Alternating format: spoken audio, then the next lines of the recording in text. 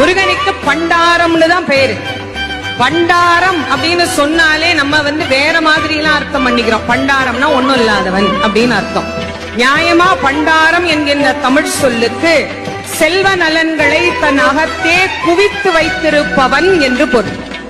செல்வத்தை தன்னிடத்திலே குவித்து வைத்திருக்கக்கூடியவன் ஏன் கோமனத்தை கட்டிக்கொண்டு நிற்கிறான்? ஒரு கட்டத்தில் செல்வமே எனக்கு உதவாது என்று தெரிந்த பிறகு ஞானம் என்கின்ற ஒன்றுதான் உதவும் என ஞானியர்கள் தன்னை தேடி வந்தால் அவர்களுக்கு ஞானத்தை தருவதற்காக ஞான பண்டாரமாக அவன் நிற்கின்றான்.